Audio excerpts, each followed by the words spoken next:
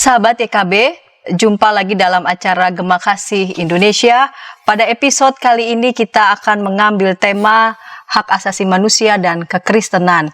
Gema Kasih Indonesia adalah acara yang membahas isu seputar politik, sosial, pendidikan, juga membahas pemikiran di dunia teologi dalam ajaran-ajaran kekristenan. Saya Santiani Manurung sebagai pemandu percakapan. Sahabat, ada seorang kawan muda bernama Novel Matindas yang telah berpulang pada tanggal 27 Maret 2022. Saya mengenalnya sebagai seorang kawan yang muda, bersemangat, teguh pendiriannya untuk menyuarakan keadilan secara khusus hak-hak asasi manusia, secara khusus lagi menyuarakan tentang Papua. Dan saya juga ingat dan saya rasa juga sahabat juga pernah mendengar nama Yap Tiam Hin, Asmara Nababan. Mereka orang-orang Kristen yang dikenal karena memang kontribusinya yang begitu luar biasa dalam menyuarakan hak-hak asasi manusia. Bersama dengan kita sudah hadir narasumber Pendeta Dr. Martin Lukito Sinaga. Selamat datang di studio. Salam bertemu Santi, senang kembali lagi bersama-sama kita. Iya. Pendeta Martin ini pendeta GKPS, Gereja Kristen Protestan Simalungun. Ya. Mengajar sebagai dosen di Sekolah Tinggi Filsafat Teologi Jakarta dan Sekolah Tinggi Filsafat Driarkara. Pendeta Martin juga ini mantan dosen saya. Oh, kita sekelas lah kalau gitu. Pendeta Martin, tadi saya sudah sampaikan tadi di awal ya sedikit nama Novel Matindas ya, yang masih muda, yang dikenal memang konsistensinya menyuarakan keadilan secara khusus hak-hak asasi manusia, terlebih lagi menyuarakan tentang Papua. Bahkan keteguhan dan konsistensinya ini tetap dia lakukan bahkan dalam kondisinya yang sedang sakit ya. Dan ada lagi contoh-contoh anak-anak Tuhan ya, orang-orang Kristen yang memang punya kiprah ya secara konsisten untuk sungguh-sungguh melihat persoalan hak-hak asasi manusia menjadi persoalan-persoalan yang sangat penting. Yeah. Tapi juga sebagian orang ada yang menganggap, ngapain orang Kristen bicara soal hak asasi manusia. Udahlah, itu urusannya pemerintah, itu urusannya NGO ya, LSM atau lembaga-lembaga yang lain. Buat apa sih kita ngomongin hak asasi manusia, nanti cenderung politis begitu ya. Sudahlah, kita rawat iman umat, toh juga Alkitab juga sudah mengatakan ya yang baik tentang manusia. Tanggapan Pendeta Martin mengenai ini? Ya, itu memang tema yang menarik, dan tadi menyebut Yap Tiam Hin ya, dia seorang anggota GKI saya tahu ya, dan ketika kami menulis tentang dia, saya kaget juga bahwa dia sebagai seorang advokat yang tenar saat itu ya, bahkan dia membela, artinya membiarkan seorang yang sudah dituduh ikut komunis, ikut gerakan 30S sekalipun dia membela karena prinsip Kristiani bahwa semua orang mesti dibela juga kan gitu ya, mesti dikasihi, dan kalau memang bersalah harus bertanggung jawab gitu ya. Jadi di dunia pembelaan hukum, apalagi pembelaan hak-hak asasi manusia, kekristenan itu sebenarnya sungguh masuk di dalamnya, bahkan kelihatan gitu ya. Bahkan ada yang mengatakan dalam sejarahnya gitu ya, Santi, ketika dunia lelah dengan peperangan, Perang Dunia Kedua, ya, maka di kota Geneva itu orang berkumpul untuk mendeklarasikan ya tentang prinsip-prinsip hak asasi manusia. Ya. Dan deklarasinya itu ada di gedung PBB yang ada di kota Geneva. Dan itu sebenarnya hanya 2 halte atau halte kedua dari halte Dewan Gereja Sedunia. Ya. Bahkan ada yang mengatakan konsep HAM itu yang menjadi konsep dunia itu dibuat di kantor Dewan Gereja Sedunia. Ini menarik. Lalu dikirim, lalu diolah, dan selain mayoritas saat itu orang-orang Kristen, ada juga tokoh Islam yang sepakat dengan deklarasi itu, ya. Walaupun saudara-saudara kita yang Muslim memang belakangan baru mengeluarkan apa yang disebut sebagai deklarasi Kairo, ya. Deklarasi bahwa hak-hak hajasi manusia itu juga Islami, gitu ya. Sama seperti cerita kita bahwa betapa dekatnya sebenarnya hak hajasi manusia dengan kekristenan. Ya. Nah, tadi Santi mengatakan mengapa sepertinya ada sikap yang ambigu, ya. Harusnya nggak ada sebenarnya. Mungkin sikap yang ambigu itu kira-kira begini, Santi, ya.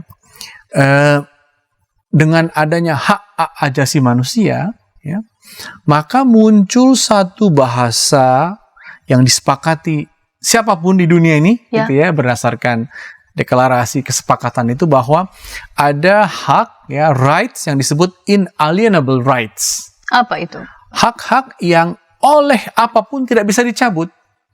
Hak-hak yang oleh apapun tidak bisa. Tidak boleh dicabut oleh negara, tidak boleh dicabut oleh agama. Dan misalnya hak-hak itu adalah hak untuk percaya, dan kalau begitu hak untuk berpindah agama. Begitu. Tentu agama mengatakan, loh, nanti kamu pindah, kami anggap sebagai kafir. Nggak boleh. Saya punya hak, itu inalienable rights, ya. Jadi itu sesuatu yang di pihak lain membuat agama seperti kaget juga. Kok bisa begini jadinya, gitu ya. Padahal kan kekristenan misalnya mengatakan ada yang disebut sebagai gagasan tentang imago Dei, ya. Bahwa kita diciptakan segambar dan serupa seperti gambar dan rupa Allah, ya. Dan itu membuat kita menghormati manusia, ya. Kita harus ingat bahwa dalam kisah Alkitab itu yang diciptakan bukan dua manusia sebagai katakanlah asal usul nenek moyang, tapi yang diciptakan itu adalah dua prinsip kemanusiaan yang ada dalam dua orang itu, ya, yang disebut Adam sebagai manusia, Hawa sebagai kehidupan, kan? Adam artinya manusia, Adamah, tanah, dan Hawa adalah kehidupan. Berarti Tuhan memulai kehidupan dengan memulai manusia, dan mereka itu, kehidupan itu dianggap baik. Kan, jadi inspirasinya justru datang dari Alkitab. Nah, namun karena disebut ada alienable rights, hak itu membuat setiap orang tidak boleh lagi dikafirkan sebenarnya, ya. Karena kan dulu dengan dikafirkan bisa dibunuh, kan, atau dieksekusi, ya, atau diekskomunikasi. Sekarang nggak bisa lagi, ya. Dan yang berikutnya, karena saya punya hak, ya, karena saya citra Allah, saya boleh dong meninggalkan agamamu. Kalau saya merasa agamamu sudah menjadi bentuk lain dari cengkraman atas hidup saya, kan, gitu, ya. Jadi tidak boleh dia maupun keluarganya diekskomunikasi begitu. Ya, secara sosial nggak boleh, ya. Mungkin sebagai anggota jemaat bolehlah diberhentikan, tapi saya sebagai orang yang beriman punya hak untuk pindah dari kamu. Tapi yang kedua juga yang membuat hak hajasi manusia ini diterima, tadi kan hak hajasi manusia ini terkesan seperti, hak untuk apa lagi nih, gitu, ya. Tapi agama juga yang kedua menurut saya akhirnya bisa menerima karena hak yang kita punya, gitu, ya. Hak untuk punya pikiran sendiri, hak untuk percaya, hak untuk bahkan mendapat pekerjaan, itu ada pada kita, melekat pada kita, dalam istilah filosofisnya atau istilah sosialnya menjadi martabat, ya. Karena kita bermartabat, maka kita boleh memilih agama kita, boleh menyuarakan gagasan kita, ya. Martabat itu tidak diberikan oleh siapapun, ternyata tidak diberikan oleh katakanlah demokrasi, ya. Tidak diberikan oleh negara modern, tapi diberikan Tuhan, gitu. Ini menarik. Jadi akhirnya sandaran hak hajasi manusia adalah sandaran yang bersifat metafisik, katakanlah, ya.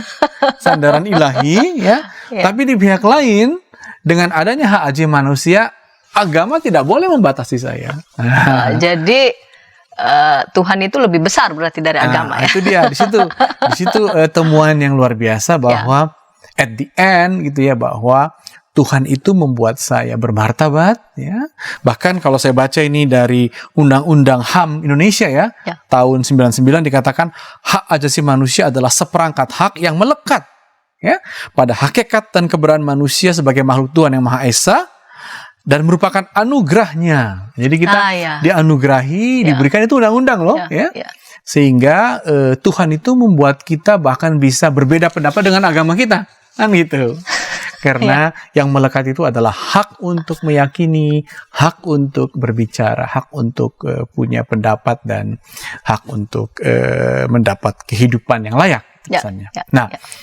Itu yang membuat ambigu, ya satu pihak HAM akan membuat agama itu nggak bisa lagi dominan, tapi HAM justru ada karena Tuhan. Inspirasi. Tuhan dari sendiri. Agama itu. Iya, itu dia. Nah, di situ menurut saya dinamika yang menarik sekali. Iya, Tuhan lebih besar dari agama, tapi tidak bisa kita pungkiri, kita ditolong mengenal Tuhan juga melalui agama. Iya, betul. Tapi kan? Ternyata agama itu, kata Sang Buddha, rakit saja untuk membuatmu ke seberang yang lebih luar biasa. Tapi ada juga yang membuat masyarakat ini, tadi soal agama ya, masyarakat agak sedikit cemas atau was-was, tapi juga akhirnya menerima ya. Karena dengan adanya ide gagasan itu, maka seseorang tidak lagi dikenal karena apa yang disebut kehormatannya. Saya kan darah biru, saya harus diistimewakan dong. Saya ini keturunan si Raja Batak. Saya ini si naga, maka saya adalah orang yang kamu harus hormati. Punya privilege tertentu. Begitu. Saya ini asal muasal saya gitu ya, pendiri kampung ini loh. Itu tidak lagi menentukan siapa kamu. Jadi tidak lagi berdasarkan kehormatan, ya. Makanya dalam istilah bahasa Inggris ada juga istilah sosiologi, akibat human rights kita sekarang bergerak dari honor, kehormatan, honor, kepada dignity, kepada martabat. Jadi, apa bedanya kalau begitu? Bedanya jelas. Kalau kehormatan, aku darah biru, aku priai, aku kasta atas, aku pendiri ini, nenek moyangku. Enggak, kamu hormati bukan karena kamu menyebut kehormatanmu, tapi karena kau pada dirimu dianugerahi martabat. Karena kau Santi, saya Martin Sinaga, kita saling menghormati, bukan karena kamu latar belakangmu apa, nenek moyangmu siapa, aku ini kan anak tukang cuci, itu nggak lagi relevan dalam kesetaraan manusia, gitu ya. Dan ini mengejutkan kan? Bukankah masyarakat kita terdiri dari, wah kami ini kan elit, kan? Enggak. Sekarang ya kita tidak lagi bicara soal honor, kehormatan, kita bicara soal dignity, martabat. Yang diberikan. Yang diberikan Tuhan, bukan diberikan oleh margaku, bukan diberikan oleh nenek moyangku, bukan diberikan oleh agamaku, tapi oleh Tuhan. Dan karena itu maka semua orang sama di mata Tuhan, sama di matamu juga, kira-kira gitu ya. Dan itu yang menggoncang kan ya, sehingga nanti muncullah demokrasi, muncullah one man one vote. Ya? One man one vote. Satu orang sama suaranya dengan suara orang kaya manapun gitu. Kadang-kadang kan elit mengatakan, rakyat itu kan masa suaranya kita dengar. Sekarang harus didengar. Karena siapapun mereka. Berdasarkan human rights. Jadi ini memang di satu pihak menggoncang kemapanan tertentu, tapi meletakkan manusia pada satu tataran yang setara, ya. Dan dengan demikian kehidupan bisa lebih baik menurut saya diproses dan dihayati. Jadi kalau ada yang mengatakan begitu, bicara hak asasi manusia itu tidak ada kaitannya begitu ya dengan iman Kristen, itu justru keliru ya. Dia kurang mendalami saja bahwa sumbernya dari iman sebenarnya, walaupun nanti agama itu bisa menjadi lebih rileks lah, jangan mendominasi lagi. Baiklah. Terima kasih Saudara Martin. Kita mau masuk pada segmen yang kedua, namun sebelumnya kita dengarkan pesan-pesan berikut ini.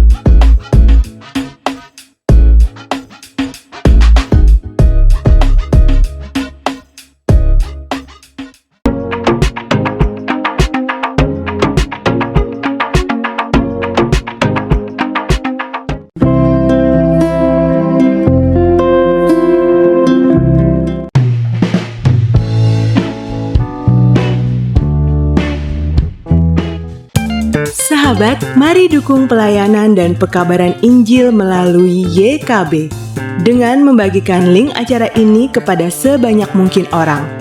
Dukungan juga dapat saudara lakukan dengan mentransfer dukungan finansial ke rekening BCA ke nomor 450 305 2990 450 305 2990 atas nama Yayasan Komunikasi Bersama.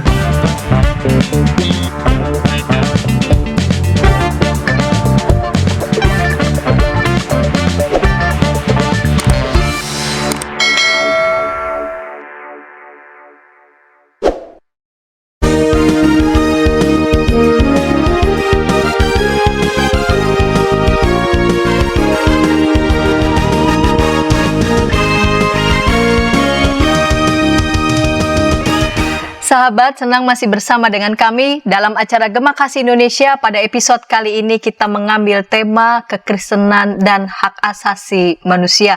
Bersama dengan kita ada narasumber Pendeta Dr. Martin Mukito Sinaga. Di segmen yang pertama, Pendeta Martin menyebutkan justru tentang hak asasi manusia itu mendapat inspirasi ya dari Alkitab.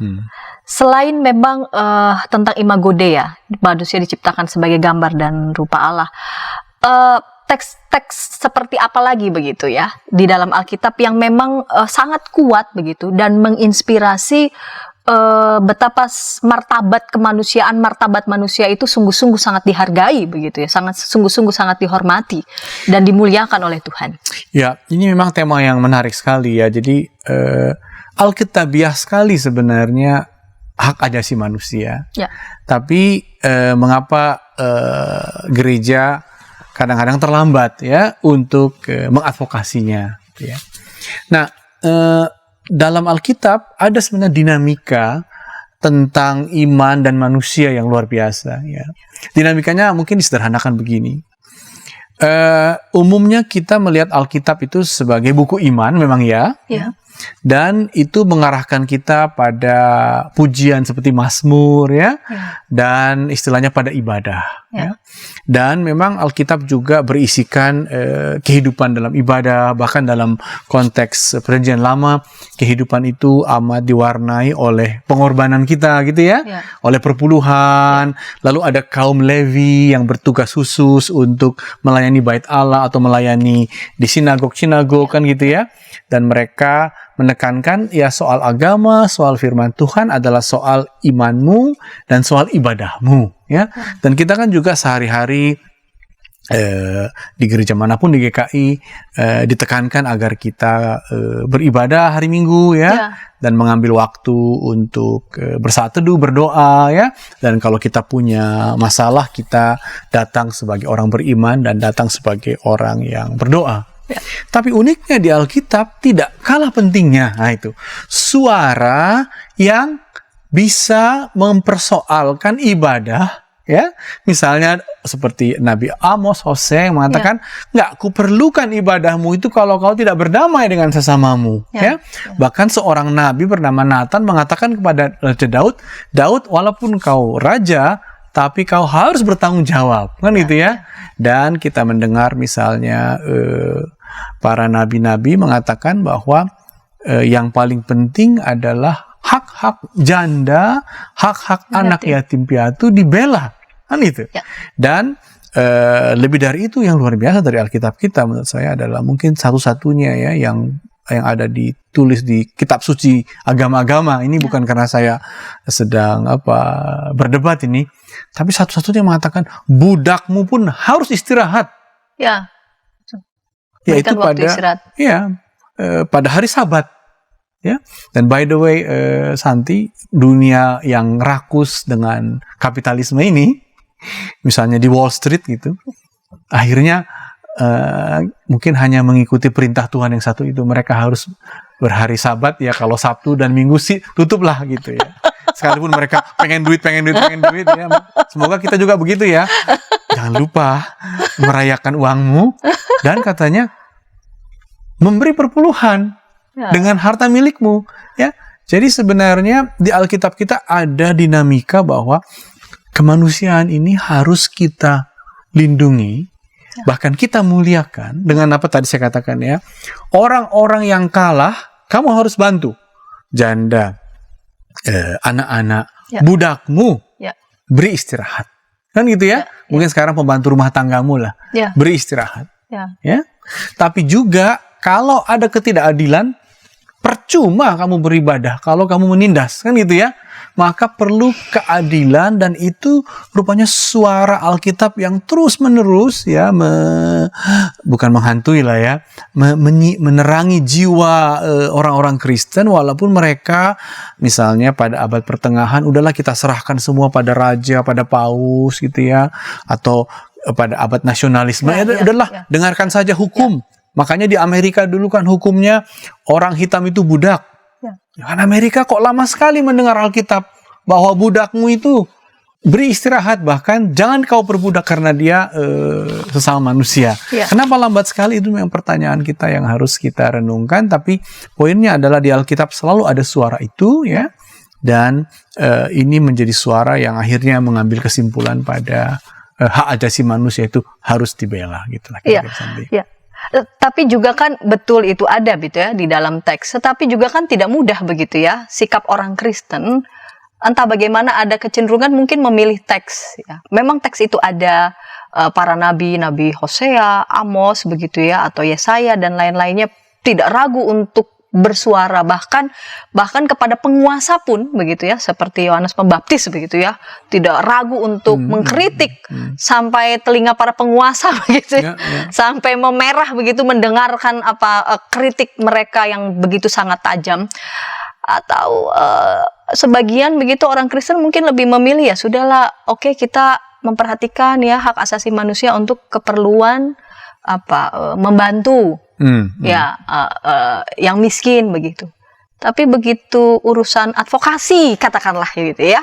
Lalu kemudian sudahlah itu ada urusan lembaga tertentu begitu yang mengerjakannya. Udahlah kita orang Kristen ataupun gereja tidak perlu terlalu masuk begitu. Orang-orang Kristen apalagi para pendeta juga tidak perlulah terlalu masuk, nanti malah urusannya menjadi rumit begitu.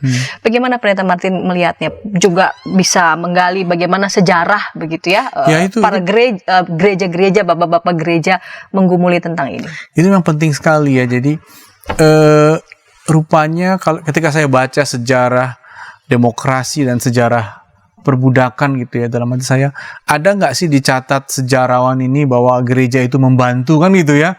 Jangan-jangan gereja ya udah kita memperbudak saja gitu, seperti di Amerika Serikat sampai harus perang kan mereka, perang saudara perang kan sipil, mereka betul. Untuk keluar dari perbudakan itu pun yang di utara akhirnya yang menerima, yang selatan belum kan? Sampai baru lalu muncul Martin Luther, dia seorang pendeta, Martin Luther King maksud saya, dia seorang pendeta, dia memperjuangkan kesamaan ras gitu ya.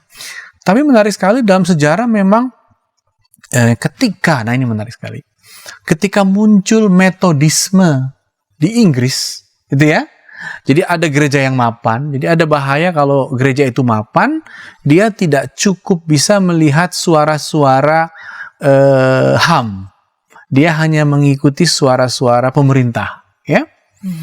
Nah, ketika di Inggris itu muncul gerakan-gerakan kebangunan rohani ya dari orang-orang Metodis ya. Dan dalam metodisme ini ada semacam iman pribadimu itu ya yang membuatmu percaya gitu ya. Lalu ada muncul gerakan-gerakan Quakers ya. Quakers yang meyakini setiap orang punya percikan roh dalam dirinya. Ini justru yang bisa menjadi advokat pembela perbudakan supaya dihentikan di Inggris ya. Dan disitulah mulai juga munculnya bukan hanya Magna Carta ya. Jadi Magna Carta ini kan dari kelompok-kelompok Puritan gitu ya, dan gerakan anti perbudakan dari kelompok-kelompok Metodis mereka yang menggerakkan cikal bakal hak asasi manusia dalam arti seorang tidak boleh memperbudak orang lain gitu ya. Nah jadi sejarah kita memang seperti itu. Jadi kalau gereja itu terlalu menjadi bagian dari negara atau kalau agama itu menjadi bagian dari satu lembaga, maka dia kurang kritis. Justru sekte-sekte ya seperti Quakers dan Methodis itu yang akhirnya lebih menemukan prinsip iman Kristen kan semua orang sama ya, Imago Dei, tapi prinsip itu baru dibela ketika mereka juga mau berbeda pendapat dari gereja yang besar ya. Dan mereka lah yang memulai. Jadi sejarahnya begitu, sama juga dengan misalnya Calvin ya, yang terkenal di Geneva. Kalau kita ke kota Geneva kita tahu bahwa di situ disebut Cité de Refuge gitu, kota para pengungsi. Ya. Dan kota Geneva adalah pengungsi Protestan yang berbeda pendapat dari Katolik di Prancis ya, mereka pelarian lalu membangun kota Geneva sehingga kota itu kota pengungsi, dan disitulah Calvinisme tumbuh. Dan saat itu Calvinisme mau membangun kota yang Kristen gitu ya. Tapi dengan adanya orang Katolik ya, sebenarnya kan Calvin bisa aja udah balas aja lah, usir orang Katolik. Tapi akhirnya dia mengatakan, loh, kita sekarang harus mengembangkan sebuah negara yang netral gitu ya, yang tidak membedakan orang lain berdasarkan agamanya atau gerejanya saat itu. Sehingga bolehlah di sini ada Katolik, bolehlah di sini ada Protestan ya. Sehingga disitulah mulai hak-hak sipil gitu ya, kebebasan beragama dibuka, dan itu dimulai oleh orang seperti Calvin ya. Dan tidak dimulai oleh katakanlah gereja Katolik yang mayoritas di Perancis gitu. Justru dimulai dari tadi Pendeta Martin menyebut dari yang entah itu dari sekte-sekte kecil, betul. Lalu kemudian dari orang-orang yang justru mungkin awalnya tidak diperhitungkan, begitu ya. Tapi mereka mengambil nilai yang Kristiani sekali, lalu mengadvokasinya. Gitu ya. Apakah kemapanan ini juga bisa menjadi sumber bahaya begitu bagi gereja kurang atau tidak lagi mengenali suara ya? Itu dia. Suara betapa bahwa kita itu dipanggil untuk menghormati semua manusia, setiap manusia sebagai gambar dan citra Tuhan. Sama dengan misalnya kolonialisme kan. Orang Belanda yang melakukan kolonialisme. Kenapa mereka tidak membaca bahwa semua orang sama ya? Tidak membaca Galatia 3 ayat 26 bahwa dalam Kristus tidak ada Yahudi, tidak ada Yunani, tidak ada bule, tidak ada sawo matang. Kenapa dia nggak membaca itu? Karena dia merasa bahwa yang dilakukannya ini adalah bagian dari penyebaran kerajaan Allah kan gitu ya. Dan dia sudah mapan dan dia nikmat punya jongens jadi jongos ya. Dan dia mengatakan bahwa kami sedang membuatmu makin mengerti peradaban kan itu. Ya sebelum kamu mengerti peradaban jadi pembantu kami dulu lah kan gitu. Jadi memang kemapanan ini ya. Tapi memang dari orang-orang Belanda juga muncul yang memprotes ya, dengan katakanlah tokoh-tokoh pergerakan Douwe Stekker ya, penulis seperti Max Havelaar ya, penulis tentang manipulasi kolonial di Lebak gitu ya. Dan suara-suara dari pinggiran itu yang membuat hak asasi manusia ini sekarang kuat, dan yang membuat hak asasi manusia ini sekarang di tengah kehidupan ini. Kenapa? Karena kemapanan dari kekuatan yang besar ini menghancurkan ternyata. Ya. Jadi kemapanan katakanlah kekristenan gereja Katolik di Roma ya, yang akhirnya mendukung fasisme Itali misalnya, atau gereja Kristen di Jerman yang mendukung Nazisme ya. Justru kemapanan ini menghancurkan semua. Sehingga suara-suara dari pinggiran yang mengatakan enggak, manusia itu bersaudara. Tidak semua orang sama. Nah, karena kemapanan itu menghancurkan, suara pinggiran yang masuk. Sehingga akhirnya sepakatlah dunia pada tahun 48, semua orang sama. Ya. Sekarang kita tidak lagi bicara kamu golongannya apa, tapi kita bicara kamu bermartabat, aku bermartabat, gitu ya. Ya. Dan itu konsekuensinya banyak. Pendapatan pun harus setara dong, gaji pun harus setara ya. Lalu nanti lama-kelamaan ada land reform kalau di Indonesia ya. Bahwa tanah nggak boleh lagi dimiliki oleh keluarga-keluarga yang dulu merasa pemilik tanah, tuan tanah. Tanah dibagi-bagi dong. Nggak mudah ini ya. Mungkin gagasan kesamaan bisa, tapi materinya bisa nggak dibagi-bagikan? Harus bisa juga. Nah, itulah proses dunia yang menurut saya diinspirasi oleh HAM. Iya, dan awalnya itu datang dari pinggiran-pinggiran begitu. Padahal yang pinggiran-pinggiran ini juga bukan outsider gereja sebetulnya. Bukan. Mereka setia, mereka orang-orang yang beriman, hanya ya mereka dipakai oleh Tuhan untuk apa? Untuk menegur begitu ya. Oh iya, betul.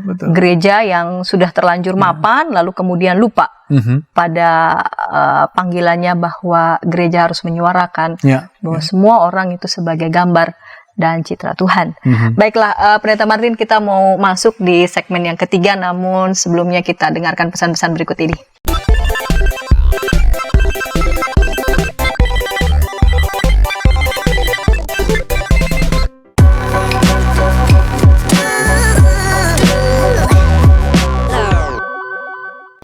Sahabat, mari dukung pelayanan dan pekabaran Injil melalui YKB dengan membagikan link acara ini kepada sebanyak mungkin orang.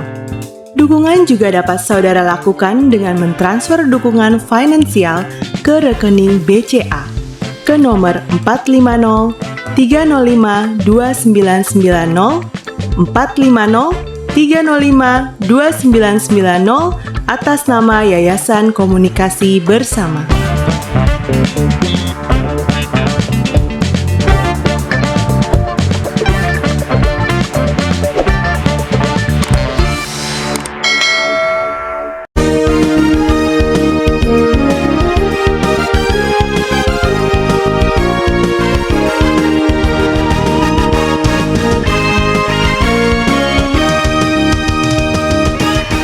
Sahabat YKB, senang masih bersama dengan kami dalam acara Gema Kasih Indonesia dengan mengambil tema kekristenan dan hak-hak asasi manusia. Bersama dengan kita sudah hadir Pendeta Dr. Martin Lukito Sinaga menjadi narasumber yang akan mempercakapkan tentang tema ini. Pendeta Martin, jadi hak-hak yang melekat begitu ya pada diri setiap manusia yang tidak bisa dicabut, inalienable. Dan tidak bisa dicabut, itu datangnya dari Tuhan. Betul. Dan yang luar biasanya ya, inspirasi itu justru menjadi diserap ya, menjadi konstitusi bukan cuma di kita ya, tetapi juga di banyak negara yang mungkin juga banyak warganya sudah tidak lagi percaya pada Tuhan. Ya.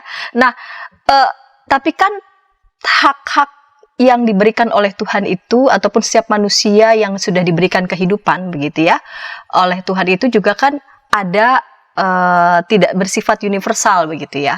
Dalam arti setiap manusia kan ada ras yang berbeda, lalu kemudian gender yang berbeda. Ada yang mengatakan ya sudah, yang penting kan kita menghargai begitu ya, baik perempuan, baik laki-laki, ya sudahlah sesuai dengan struktur sosial masyarakat, ya sudah kita terima begitu. Itu kan juga datangnya dari Tuhan. Padahal di sisi yang lain sebetulnya dia tidak sungguh-sungguh ya melakukan penghormatan pada hak-hak asasi manusia, karena dia tidak memperhatikan bahwa dalam menghormati hak-hak asasi manusia ada yang khusus yang mesti diperlakukan, yaitu gendernya, lalu kemudian rasnya. Bagaimana Pendeta Martin menyikapi itu? Ya, ini memang diskusi yang panjang ya, soal partikularitas kebudayaan. Betul. Dan sering misalnya dulu Mahathir mengatakan Asia ini berbeda, dan lama sekali di PBB misalnya terdiri dari dua kubu. Apakah kita boleh menggugat, membawa ke pengadilan orang yang mencemarkan agama? Jadi religious defamation itu lama sekali menjadi tema PBB dan terpecah gitu, bahwa itu memang bisa dikriminalkan, sementara negara-negara Barat mengatakan tidak bisa dikriminalkan. Memang di Barat masih ada undang-undang seperti kita, undang-undang penodaan atau penistaan agama ya, yang dulu mencederai Ahok misalnya ya. Tapi dengan undang-undang itu, walaupun ada di Barat, mereka mengatakan itu nggak pernah dipakai lagi. Itu undang-undang abad pertengahan. Sekarang kita berhak dalam membicarakan agama, gitu ya. Walaupun kita bisa kena delik yang disebut penghinaan, ya, artinya penghinaan orang di depan publik, ya. Misalnya kalau di Eropa tetap saja dihukum kalau kita melakukan harsh word, gitu ya, atas orang Yahudi misalnya, ya, karena orang Eropa mengalami masa antisemitisme, ya. Jadi sekarang udah bergeser sebenarnya. Memang ada yang spesifik yang harus diperhatikan, tapi jangan sampai prinsip-prinsip yang melekat pada manusia ini dicederai. Ya. Jadi mungkin spesifikasinya itu hanya pada penerapannya saja. Ya. Yang partikular itu. Iya. Tapi misalnya setiap orang tidak bisa dipenjarakan karena dia berbeda pendapat dengan keyakinan agama orang lain misalnya. Mungkin di kita itu masih ambivalen ya, tapi secara global itu tidak. Orang tidak bisa dipenjarakan kalau dia punya pikirannya sendiri, pendapatnya sendiri gitu ya. Itu nggak bisa kriminalkan. Jadi memang proses yang universal ini kiranya ditempuh oleh masing-masing partikular ya, tapi dengan penekanan bahwa ada hal-hal yang tidak bisa dicabut dari orang itu, gitu ya. Sekalipun atas nama agama, sekalipun atas nama pemerintahan. Ya. Pemerintahan bisa aja memenjarakan ya, tapi itu jadi tahanan politik ya, dan itu sebenarnya oleh Amnesty Internasional dianggap sebuah tindakan sewenang-wenang. Jadi seperti itu. Dan juga misalnya kan dalam perkembangan sekarang orang mengatakan, oh dalam adat kami perempuan itu harus disunat misalnya. Itu sunat perempuan sekarang dianggap sebagai mutilasi. Nah itu ketika diperhadapkan mesti ditemukan satu proses bahwa yang bersangkutan sendiri harus melapor dan menetapkan sikapnya, apakah dia merasa itu sebuah mutilasi atau ini sebuah adat bahwa seorang anak walaupun dia perempuan harus disunat misalnya. Ya. Jadi memang proses HAM itu akan terus masuk ke klaim-klaim partikular agar di tiap-tiap lokasi itu ditemukan model-model yang tidak mengabaikan prinsip yang tak bisa dicabut tadi ya. Tapi juga yang cukup katakanlah memahami konteks setempat. Jadi memang agak rumit juga ya, ini hak-hak asasi manusia. Jadi seolah-olah mengandaikan bahwa semua manusia memiliki hak dan kebutuhan sesuai dengan pengandaian rasionalitas atau martabat manusia. Padahal ya tadi ya, secara partikular setiap budaya itu punya konsep punya pandangan masing-masing memperlakukan begitu ya manusia. Nah sejauh mana ini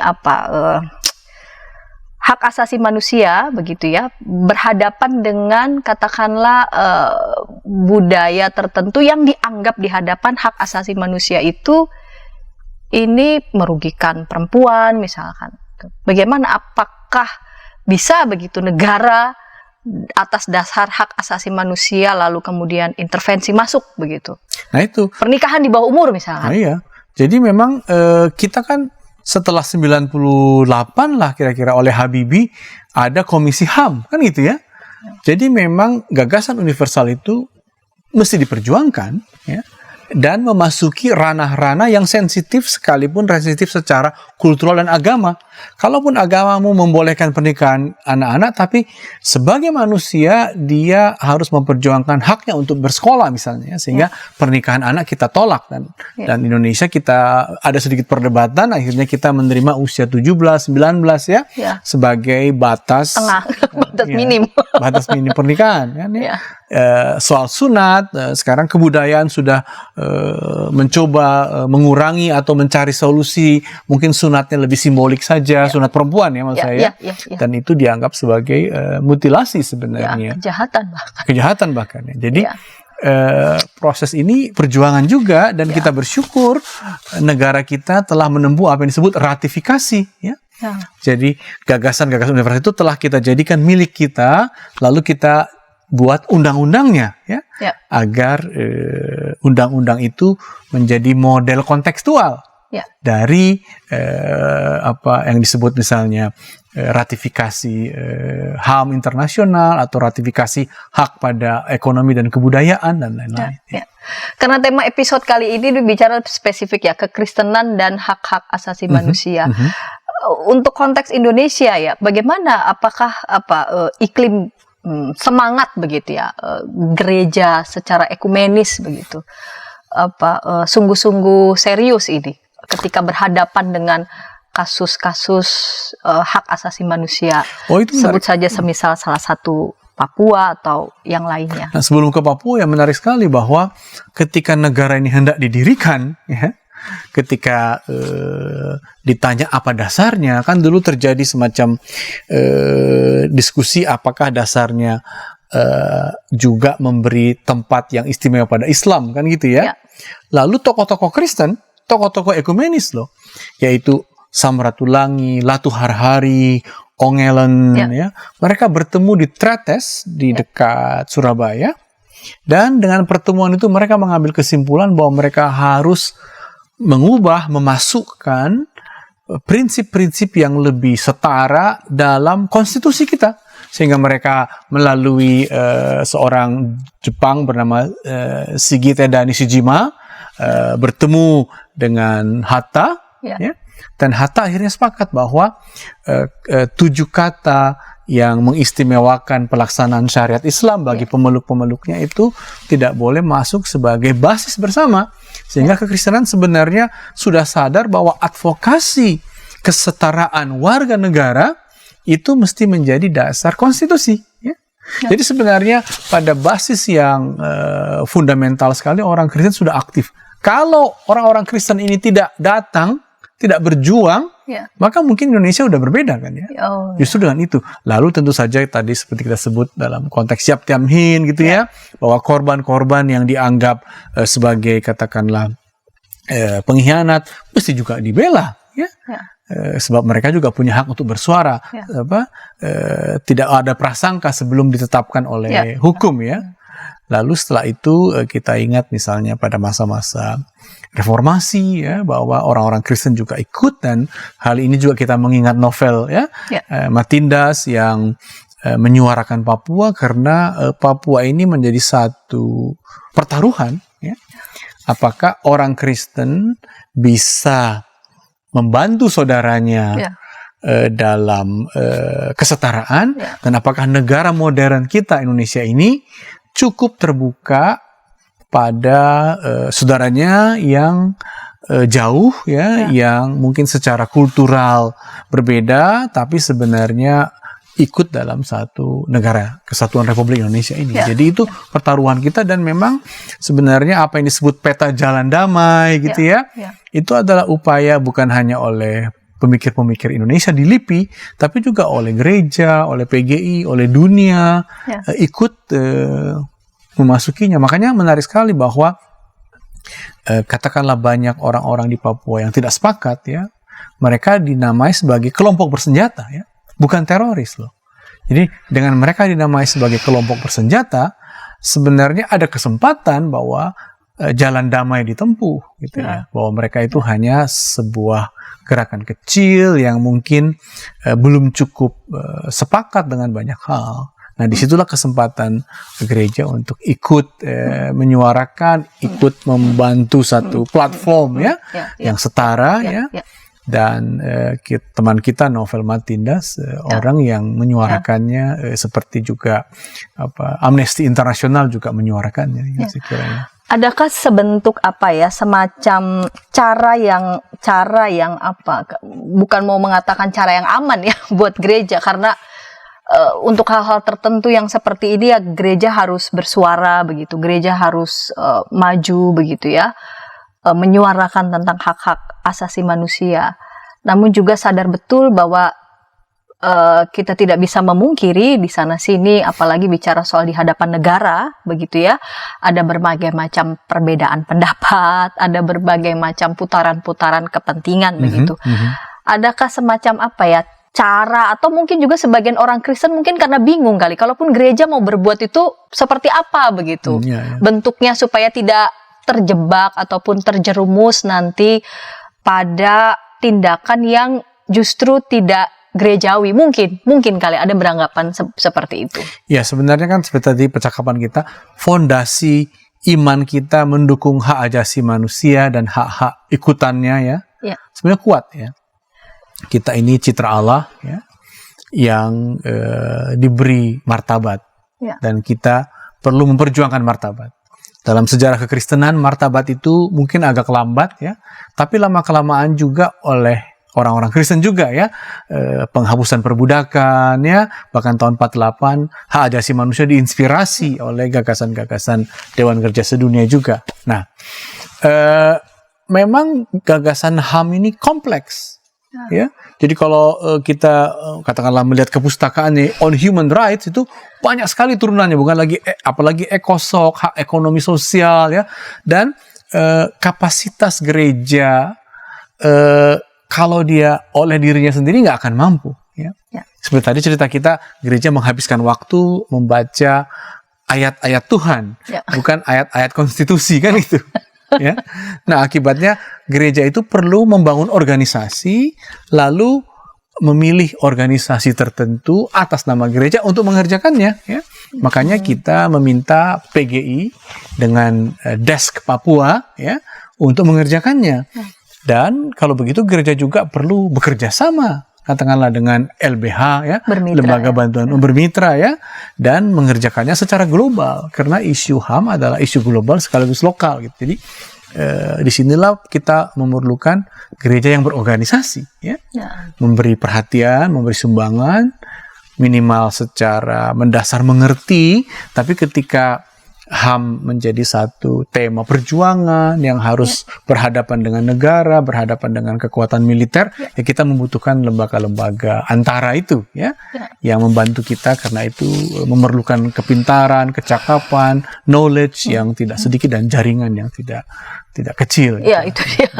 Tapi fondasi yang awal itu harus dimiliki ya. Setiap gereja bisa memahami bahwa hak asasi manusia ini justru ya diinspirasi justru oleh teks-teks ya. Betul. Kitab suci. Jadi sebetulnya kita punya modal yang sangat besar kalau kita mau sungguh-sungguh menyuarakan tentang hak asasi manusia, bahkan lebih jauh ya, kita bisa melakukan tindakan mengadvokasi dengan catatan kita bermitra. Betul. Begitu ya. Dengan lembaga-lembaga yang bisa masuk, dan tujuannya adalah perdamaian. Begitu ya Pak Pendeta. Karena kita sudah dibatasi oleh waktu, kita tiba di penghujung acara. Lagi Pendeta Martin berkaitan dengan tema ini boleh memberikan pesan singkat yang boleh merangkum percakapan kita tadi. Tidak kurang anggota jemaat kita yang betul-betul berkecimpung di ranah hak asasi manusia.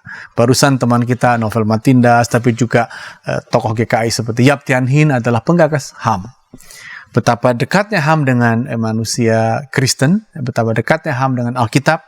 Karena itu mari kita mengambil kesempatan terlibat di dalamnya, bahkan kalau kita punya tenaga kita membangun organisasi yang khusus ya untuk menangani tema-tema HAM, dan dengan demikian Indonesia akan lebih baik dan hak-hak kita terjaga dan bisa terpelihara. Terima kasih sekali lagi Pendeta Martin, dan kita sudah tiba di penghujung acara. Jika ada saran masukan dari para sahabat, silahkan boleh kirimkan kepada kami ke nomor 081281889191, dan kita jumpa di episode yang akan datang dengan tema-tema menarik lainnya. Sampai jumpa.